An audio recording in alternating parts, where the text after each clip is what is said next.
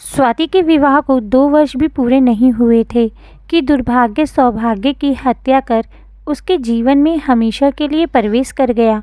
जितना दुख पूनम और अजय को अपने बेटे को खोने का था, उतना ही दुख उन्हें स्वाति के विधवा होने तथा 1 वर्ष के नन्हे मयंक के सिर से पिता के साया उठने का भी था। स्वाति के भविष्य के लिए उनके मन में हजारों चिंताएं जन्म ले चुकी थी। दोनों पति पत्नी स्वाति से अपनी बेटी की तरह ही प्यार करते थे। स्वाति भी इस परिवार में बेहद खुश थी, लेकिन पति के जाते ही असुरक्षा और परायेपन की भावना उसके मस्तिष्क पर हावी होती जा रही थी। इस डर और असुरक्षा की भावना के चक्रव्यूह में फंसी स्वाति अब अपने मायके चली जाना चाहती थी। वह अपना आगे का जीवन वहां रहकर बिताना चाहती थी, किंतु यह बात कहने में उसे संकोच हो रहा था। ऐसे दुख के समय वृद्ध सास ससुर को छोड़कर जाना उसे स्वयं भी उचित नहीं लग रहा था। उसके मन में पल रहा असुरक्षा का डर उसके कर्तव्य पथ पर बाधा बनकर खड़ा हुआ था। विषम परिस्थितियों में अपना फर्ज पूरा करना बहुत ही चुनौती भरा कदम होता है। कर्तव्य और डर की 2 कश्तियों पर सवार स्वाति डर के वशीभूत होकर कर्तव्य की कश्ती को डुबा चुकी थी।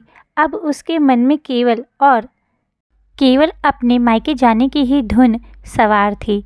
आखिरकार एक दिन हिम्मत करके स्वाति ने अपनी सास पूनम से कहा, माँ, मुझे कुछ दिनों के लिए अपने मायके जाना है।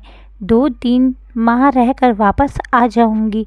पूनम ने कहा, हाँ जाओ स्वाति, तुम्हें भी इस समय जाने से कुछ चेंज मिल जाएगा। मन ही मन पूनम सोच रही थी कि मायके जाएगी तो थोड़ा मन लग जाएगा। इस दुख की घड़ी में माता पिता और भाई भाभी का साथ स्वाति को संभलने में अवश्य ही मददगार सिद्ध होगा। पूनम नहीं जानती थी कि स्वाति के मन में क्या चल रहा है। अपने मायके आकर अब स्वाति इत्मीनान में थी कि दुखों के साथ ही सही कम से कम माँ के घर पर वह सुरक्षित रह सकेगी। माता पिता और भाई भाभी ने भी इस दुख की घड़ी में स्वाति का बहुत ख्याल रखा। समय अपनी गति से आगे बढ़ता जा रहा था। धीरे धीरे घर में सभी को जब यह लगने लगा कि स्वाति तो हमेशा के लिए ही आ गई है, तभी से सबके व्यवहार में बदलाव आने लगा। अब तक स्वाति को आए हुए 3 महीने बीत चुके थे और वह वापस जाने का नाम ले ही नहीं रही थी। पूनम अक्सर ही स्वाति को फ़ोन कर उसके हालचाल पूछती रहती थी। पूनम और अजय को अकेलापन खाए जा रहा था। वह तो स्वाति को शुरू से ही बहुत प्यार करते थे और अपने बेटे राहुल के जाने के बाद उनका यह प्यार और अधिक बढ़ गया। अपने पोते मयंक में उन्हें अपने बेटे राहुल की छवि नज़र आती थी। नन्हे मयंक की वजह से घर में उनका मन लग जाता था। एक दिन उदास मन से पूनम ने फ़ोन पर पूछा, स्वाति वापस कब आओगी? स्वाति ने बात को टालते हुए कहा, माँ बस कुछ दिन और रह लूँ, फिर आ जाऊँगी। जल्दी आ जाओ, तुम्हारे और मयंक के बिना घर सूना हो गया है। बिल्कुल मन नहीं लगता, तुम्हारी बहुत याद आती है। पिछले कुछ दिनों से स्वाति महसूस कर रही थी कि घर में सब लोग अकेले में कुछ बातें करते हैं, किंतु उसके आते ही सब चुप हो जाते हैं। एक दिन स्वाति को उनकी बातें सुनाई दे गई।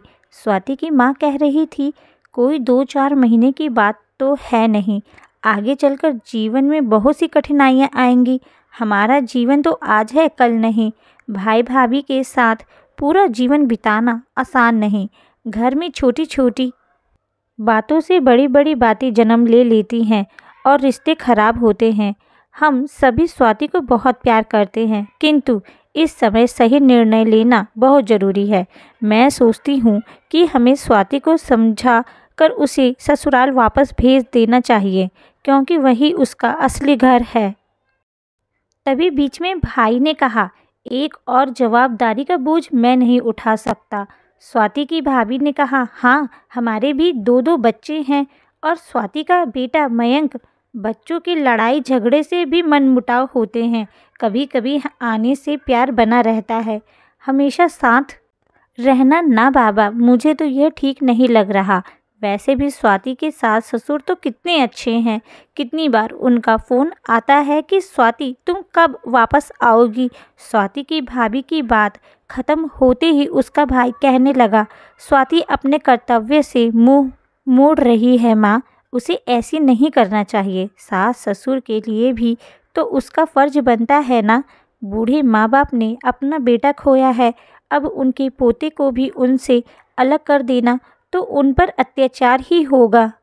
स्वाति के पिता खामोश थे, उनकी आंखें नम थी। वह जानते थे उनकी पढ़ी लिखी बेटी किसी पर बोझ नहीं बनेगी, लेकिन वह भी बात की गंभीरता को समझते हुए खामोश ही रहे। उनकी उदास आंखों में मजबूरी के आंसू साफ नजर आ रहे थे। सभी की बातें सुनकर स्वाति की आंखों से अपने आप ही आंसू बहने लगे और इन आंसुओं के साथ ही मायके में पूरी उम्र खुशी से सुरक्षित रहने की उसकी भावनाएं भी बह गई। आज पहली बार उसने कड़वे किंतु सत्य को हकीकत में अपने समक्ष महसूस किया। वह सोच रही थी कि किसी ने भी तो कुछ गलत नहीं कहा, सबने सही बात ही कही। बुरा मानने या दुखी होने की ज़रूरत ही नहीं है। भैया भी तो सही कह रहे थे। मैं अपने फ़र्ज से मुंह मोड़ रही हूँ और केवल अपने विषय में ही सोच रही हूँ। राहुल के माता पिता को मैं अकेला कैसे छोड़ सकती हूँ। राहुल की आत्मा भी मुझे कभी माफ़ नहीं करेगी। मैं ही गलत थी, मुझे अपनी गलती तुरंत ही सुधारना चाहिए। सोचते हुए कमरे में जाकर स्वाति ने अपना सूटकेस तैयार कर लिया और पूनम को फ़ोन लगाकर बोला, माँ मैं आज ही वापस आ रही हूँ। पूनम और अजय के लिए यह वह खुशी के लम्हे थे जो यदि उनके जीवन में नहीं आते तो शायद निराशा के काले बादलों का अंधकार उनके जीवन में कभी भी सूर्य की किरणों को आने ही नहीं देता। स्वाति के घर वालों ने जब उसे सूटकेस तैयार करते देखा तब उसके पिता ने उसके सिर पर हाथ फिराकर उसकी पेशानी का चुंबन लेकर कहा, यही सही है, तुम्हारे इस निर्णय पर मुझे गर्व है। स्वाति ने अश्क भरी आंखों से पिता की तरफ देखा और इतना ही कह सकी, पापा मैं बहुत बड़ी गलती कर रही थी। आपको ये कहानी कैसी लगी प्लीज़ कमेंट में ज़रूर बताइएगा। वीडियो को लाइक करिएगा, चैनल को सब्सक्राइब करिएगा। कहानी सुनने के लिए धन्यवाद।